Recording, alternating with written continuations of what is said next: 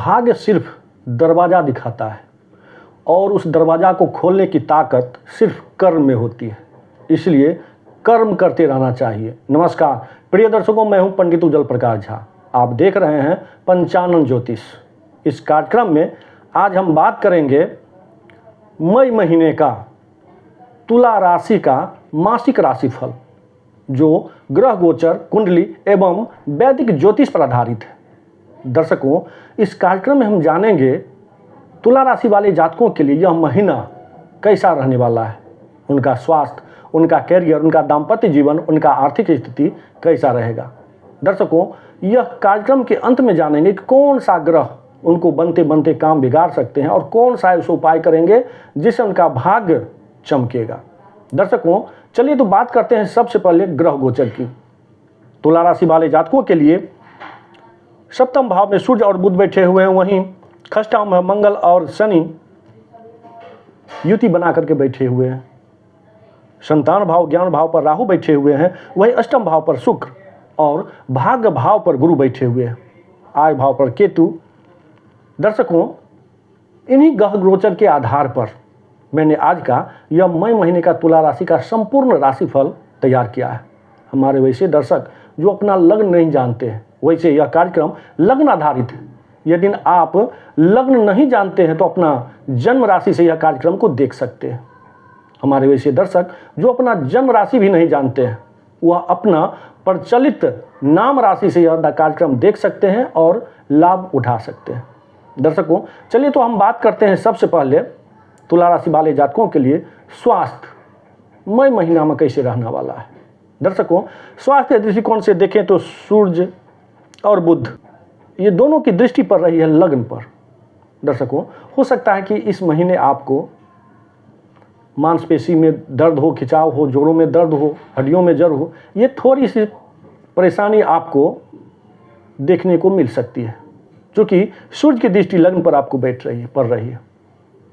इसलिए अपनी खान पान और दिनचर्या पर अवश्य ध्यान रखें। दर्शकों, वही हम बात करते हैं कैरियर की।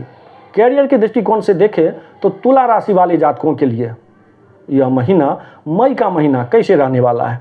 दर्शकों, तुला राशि वाले जातकों के लिए मई का महीना उतार चढ़ाव भरा रहने वाला है, क्योंकि कर्म भाव पर चंद्र बैठे हुए हैं। चंद्र जो पूरे महीने भ्रमण करते रहते हैं, 12 राशि पर भ्रमण करते हैं, इसलिए कभी उतार कभी चढ़ाव ये देखने को मिल सकता है। करियर के दृष्टिकोण से कभी आपको लगेगा कि प्रमोशन होने वाला है, कभी लगेगा कि नहीं होगा, कभी स्थानांतरण होने की उम्मीद जगेगी, फिर कभी आप देखेंगे कि नहीं हो पा रहा है।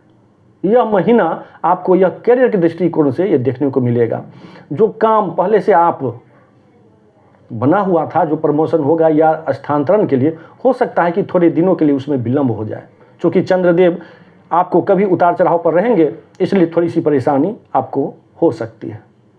दर्शकों, वैसे जो दर्शक हमारे पेशे से, धंधा से, रोजगार से, पार्टनरशिप में, साझेदारी में काम करते हैं, उनके लिए यह महीना अत्यंत श्रेष्ठतम साबित होने वाला है, क्योंकि सूर्य और बुध बैठे हुए सप्तम भाव पर। यह साझेदारी का, पार्टनर का होता है स्थान।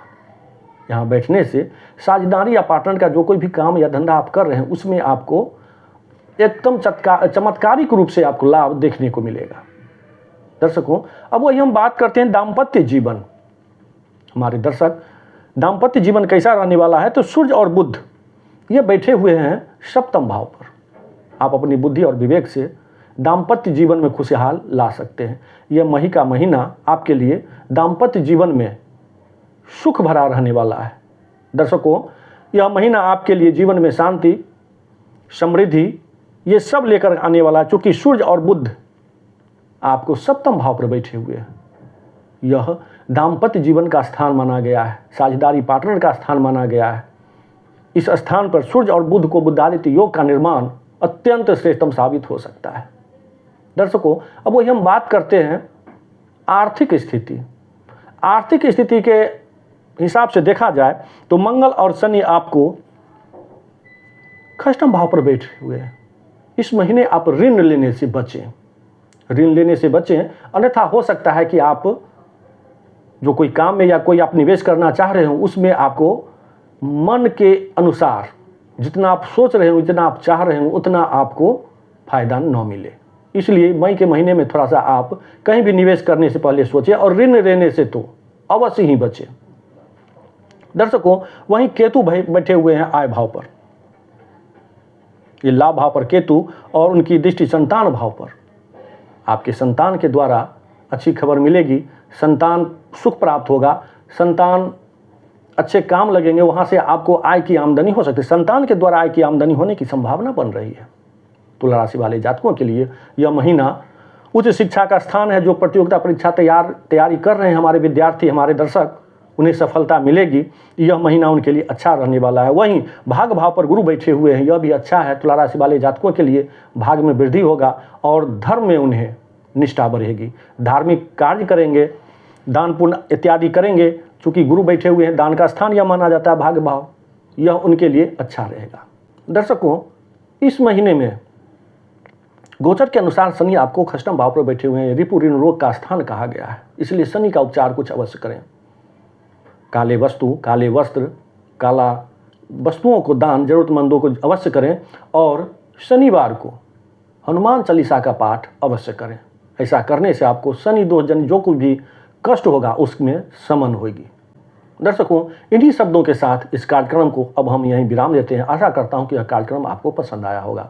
मेरे कहने और समझाने का यह तरीका पसंद आया होगा तो कृपया प्यार भला लाइक कमेंट जरूर कीजिएगा। और हाँ, यदि अभी तक आपने चैनल को सब्सक्राइब नहीं किए हैं तो चैनल को भी सब्सक्राइब जरूर कीजिएगा। फिर मिलेंगे एक नए कार्यक्रम में नए वीडियो के साथ। तब तक के लिए आज्ञा दीजिए। जय जय सिया राम।